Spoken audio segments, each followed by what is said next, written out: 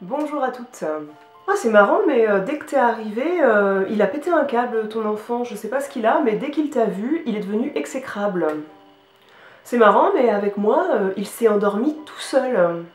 Avec moi, ça a été un ange. On s'est régalé, on a joué, il a été adorable, il a obéi. Je pense que moi, je me laisse pas faire par rapport à toi, tu vois. Si toi aussi, internaute, tu es maman, je pense que tu as déjà entendu ce genre de phrase, ce genre de réplique,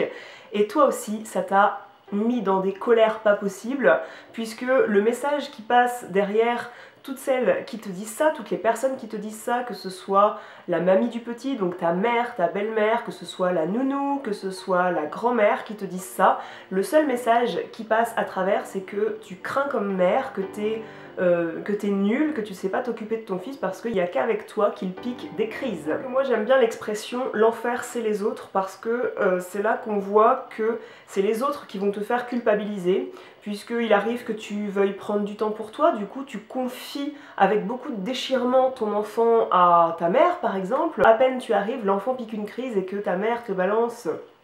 ah bah avec moi il a été adorable, c'est à partir du moment où il t'a vu qu'il a pété son câble. Et bien là, tu te dis,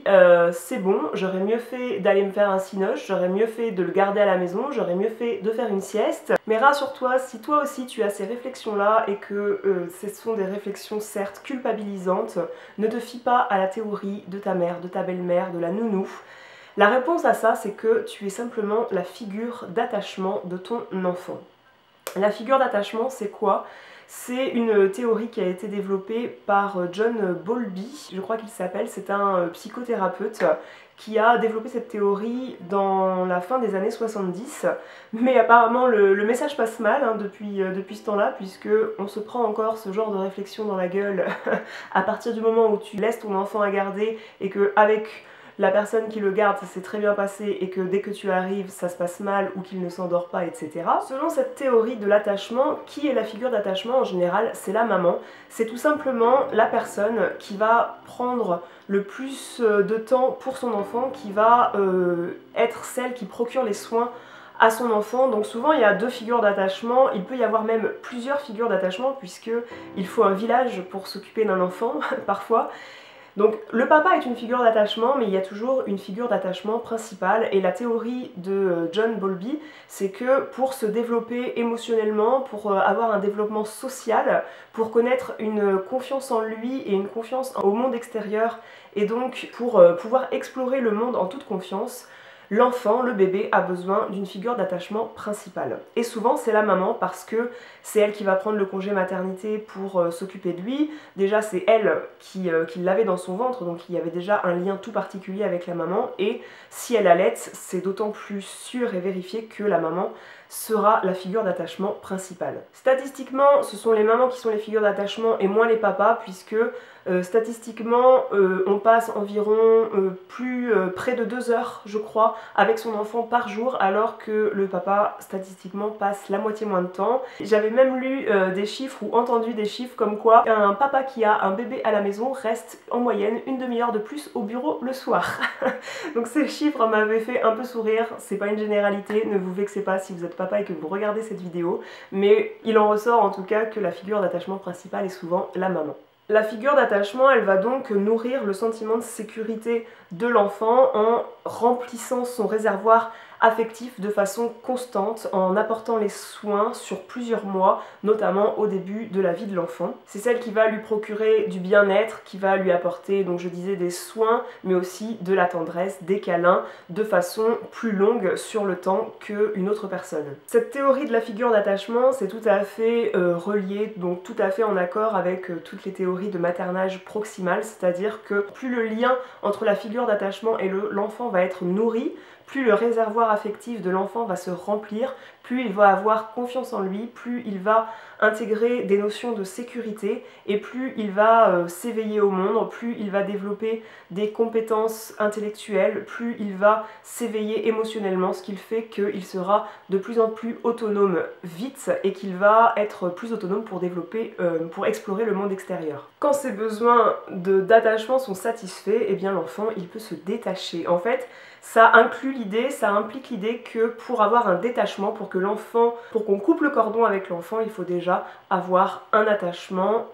avant de se détacher. Donc j'aime beaucoup l'idée. C'est même un réflexe à la base de mammifère, c'est-à-dire que un mammifère ne va pas exprimer son stress, il ne va pas exprimer d'agressivité s'il se sent dans un milieu hostile, dans un milieu étranger, de peur de paraître vulnérable. Du coup, en tant que maman, toi aussi tu connais cette situation, tu récupères ton enfant à la crèche où on te décrit tout ce qu'il a pu vivre de génial à la crèche.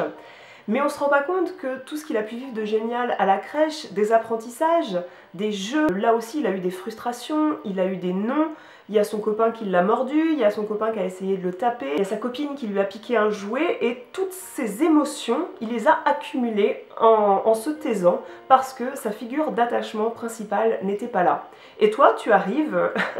toute heureuse de ta journée, ou bien toute crevée de ta journée, puisque toi aussi tu as travaillé toute la journée. Tu aurais bien envie toi aussi d'exploser, mais tu es un adulte, tu sais garder tes émotions pour toi, tu sais te contenir, alors que ton enfant qui a moins de 2 ans, moins de 4 ans, il a du mal à contenir ses émotions, mais tant que la figure d'attachement n'est pas là, il sait contenir ses émotions. Mais quand tu arrives, il va y avoir à un moment, un élément déclencheur, tu vas te dire mais ce gamin est fou, juste parce que tu lui as dit non pour un gâteau, juste parce que tu lui as dit de monter dans sa poussette, juste parce que tu as voulu le mettre dans le siège auto de la voiture et qu'il faisait chaud, qu'il n'avait pas envie, l'enfant va exploser. Il va faire une tempête émotionnelle parce qu'il se sent en confiance avec toi. Donc rassure-toi, c'est tout à fait normal si ton enfant, il ne fait ses crises qu'avec toi, si tu es sa maman et si tu es donc sa figure d'attachement principale. Et là, t'as quelqu'un qui est témoin de cette situation, qui te dit ah bah je comprends pas, avec moi, ça a été une super journée. Et là, ça remet en question toutes tes aptitudes à être une bonne mère, ça te culpabilise, ça te fait te remettre en question sur ce que tu fais de bien ou de mal. Bref, moi, si j'ai un conseil à te donner, si tu es maman, si tu es la figure d'attachement et si toi aussi tu as remarqué que malheureusement ton enfant il te consacre à toi le pire et il réserve le meilleur aux autres, moi je te conseille de ne pas tenir compte de ces critiques des autres parce que si ton enfant il explose avec toi, c'est normal. Ton enfant il sait qu'avec toi il peut se laisser aller, c'est en toi qu'il a le plus confiance et du coup il sait qu'il peut tout décharger, que ton amour inconditionnel fera que tu le pardonneras toujours. Et en fait c'est pareil en tant qu'adulte parce que si tu as quelque chose sur le cœur en tant qu'adulte, tu vas en général pas tout déblatérer au boulot avec la collègue avec qui tu t'entends bien, mais c'est pas quelqu'un à qui non plus tu confieras ta vie, toute ta vie. Alors que si tu te retrouves avec ta maman, qui est sûrement ta figure d'attachement principale à toi aussi, ou avec ta meilleure amie, tu vas plus te laisser aller en fait à libérer tes émotions, à pleurer, etc. Alors imagine dans la tête d'un enfant, ton enfant il sait que tu es là pour accueillir et que tu seras toujours là pour accueillir ses émotions. Même quelle qu'elle soit en fait, qu'il fasse la plus grosse bêtise, il sait qu'avec toi il peut se permettre. Idem, pour l'endormir, parfois la figure d'attachement est celle qui va endormir le mieux l'enfant, tout comme c'est celle qui ne va pas réussir à endormir l'enfant, puisque si vous avez été absent toute la journée en tant que figure d'attachement, eh bien il peut avoir un vide de son réservoir affectif qui fait que c'est plus intéressant de rester éveillé avec sa figure d'attachement qu'on n'a pas vue de la journée, puisque l'enfant ne fait pas ça pour vous embêter, mais au contraire parce que vous lui avez manqué toute la journée. C'est intéressant de rester éveillé pour être avec vous, tout simplement. Tout comme s'il a passé une journée un peu plus pauvre en émotions, eh bien le fait de se sentir en sécurité avec sa figure d'attachement, il peut s'endormir très rapidement. Côté endormissement, c'est quelque chose qui peut varier. Cette notion de figure d'attachement. Voilà. En tout cas, cette vidéo elle est faite pour te déculpabiliser, pour te dire que ce n'est pas parce que ton enfant il te réserve le pire, qu'il ne fait ses crises qu'avec toi que tu es une mauvaise mère, c'est juste parce que il sait que tu l'aimes de façon inconditionnelle. J'espère que cette vidéo t'a plu, j'espère que tu la partageras au plus grand nombre de figures d'attachement possible ou à l'entourage des figures d'attachement pour que ces personnes sachent que ces réflexions du type mais tu t'y prends mal, avec moi il a été trop cool toute la journée, pour que ces personnes-là sachent que c'est des réflexions qui sont très dures à entendre, très culpabilisantes et qui nous font nous remettre en question sans arrêt. Je t'invite à partager cette vidéo, à cliquer sur j'aime et je te rejoins sur le blog si tu as des anecdotes à partager avec moi. Ciao!